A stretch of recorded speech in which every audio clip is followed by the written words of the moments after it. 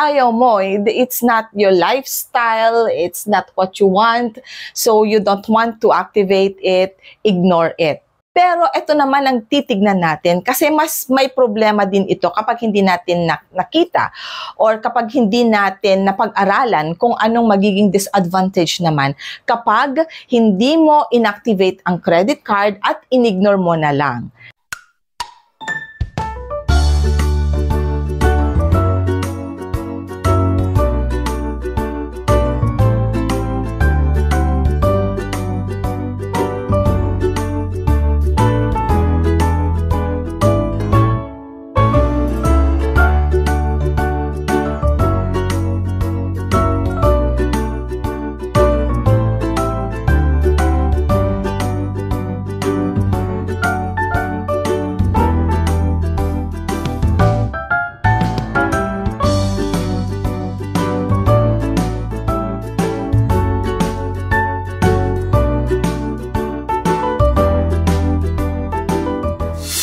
So, hi everyone! Crisel Morales here. Welcome back dito sa ating YouTube channel. Alright, so in today's video, diretso na po tayo sa ating content. Huwag na natin patagalin ito. So, ang topic natin for today is based on or reflected on doon sa mga comments ng ating mga subscribers na sina Jocelyn and Vance. Alright, so according to Jocelyn, well, hindi naman siya nag-a-ask ng question. Wala naman siyang inquiry. Pero na-share lang niya na madami daw dumating na credit card sa kanya. However, meron naman siyang existing credit card for years now.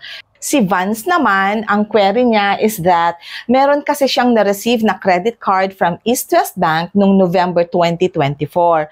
Hindi niya inactivate ito, pero ang question niya, okay lang daw ba na ipa-activate ngayong March 2025 yung credit card na binigay ng East West. Alright, para sagutin ang query ni Vance kung okay lang na i-activate ang credit card na binigay ng East West Bank sa kanya noong November 2024. Ang sagot dyan, yes, pwedeng i-activate. Lahat kasi ng credit card na dumadating sa atin, meron siyang expiration. So, as long as hindi pa expired yung credit card, you can always activate that whenever you feel like activating it. Alright, so ganun ang dapat nating gagawin. Pero paano naman kapag ayaw nating i-activate? So meron tayong gagawin din. However, balikan naman natin yung kay Jocelyn na sinabi niya ang dami niyang na-receive na credit card. However, hindi kasi siya nagbigay ng statement signifying yung interest niya to activate yung mga na-receive niyang credit card. Kasi according to her, meron naman siyang existing credit card for years now. Okay, so kapag na-receive natin ang ating mga credit card, whether yan ay in-applyan natin at na-approve or biglang nagbibigay na lang si bangko ng credit card, may mga ganun kasing situations or pangyayari. And what happens if na-receive mo na nga, no? Balikan natin yung na-receive mo na nga yung credit card, whether na-approve yan, nag-apply ka, na-approve, or biglang dumating na lang sa'yo. Of course, kapag ikaw interesado naman talaga magkaroon ng credit card, you're gonna activate the credit card and use it according to how it has to be used based on the guidelines. Kasi meron tayong guidelines sa paggamit ng credit card. Hindi lang yung knowledge na, okay, may credit card ka, na-activate mo na, sige, grocery na tayo, shopping na tayo. May mga guidelines din tayo na kailangan malaman in using our credit card para hindi tayo malihis or mawala sa landas, para hindi tayo ma-misguide. And another thing that a credit card receiver might do is not to activate the credit card. Alright? Hindi ka interesado, ayaw mo, ignoring it. Pero ito naman ang titignan natin kasi mas may problema din ito kapag hindi natin nakita or kapag hindi natin napag-aralan kung anong magiging disadvantage naman kapag hindi mo inactivate ang credit card at inignore mo na lang. And ano ba ang magiging negative impact nito? Yon ang itatakal natin for today in this video. Alright, so titignan natin yung consequences of not activating the credit card. Some credit card issuers charge fees for unactivated credit card. Kahit hindi natin ginagamit ang ating credit card, nagcha-charge si credit card issuer ng fees for unactivated credit card. Meron din tayong tinatawag na credit report impact. Kapag hindi talaga tayo interesado to activate the credit card, then we have to cancel the account or the credit card by calling the hotline of the card issuer. Kapag hindi natin na-cancel yung credit card, the credit card issuer may report the unactivated account to the credit bureaus kahit na hindi mo siya ginagamit. And that will impact your credit score.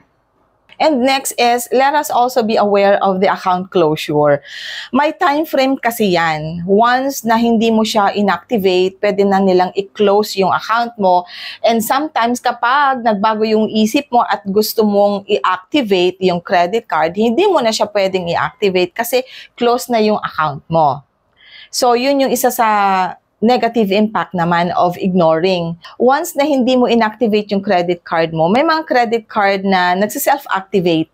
Kaya nagugulat ka na lang kasi may dumadating na annual fee. So kapag hindi tayo interesado in activating the credit card, immediately we have to inform our credit card issuer. So ngayon, na nalaman natin na hindi dapat ini-ignore ang mga credit card na dumadating kahit pasabihin natin na hindi naman natin in-applyan.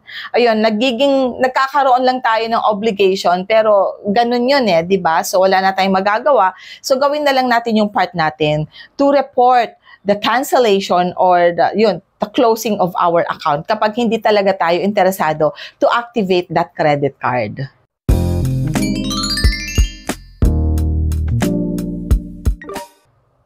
Alright, so this is a more detailed explanation. Once you receive your credit card and you're not interested to activate it, then don't just ignore it. Because it is potentially leading into fees due to unactivated credit card and potentially leading into the occurrence of annual fee kahit hindi siya activated. We have to take note of that. Alright, so next thing we have to do, we have to contact the card issuer or yung financial institution na nag-issue ng credit card na yan and explain to them na hindi ka interesado to activate the credit card and you would like to cancel the account.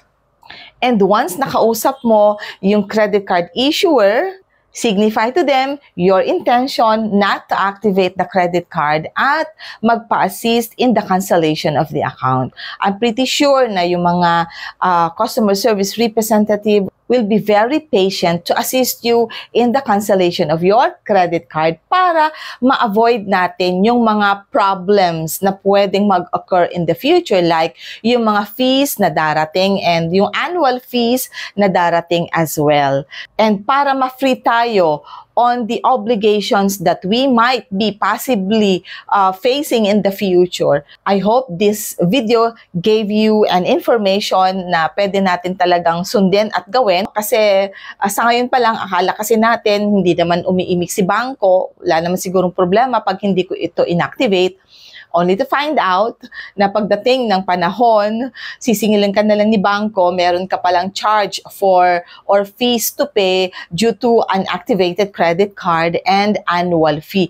So Vance and Jocelyn and to all of you out there who has the same situation na nakareceive ng mga credit cards kahit hindi ka nag-apply or na-approved and then pinadala sa'yo yung credit card and then biglang nagbago yung isipan mo, ayaw mo na, well, kung yun ang decision mo, so let the bank know or the credit card issuer know. So there you go. Maraming salamat po. And to all those who subscribe to our channel lately, maraming salamat po sa inyo. At sana makapag-subscribe din.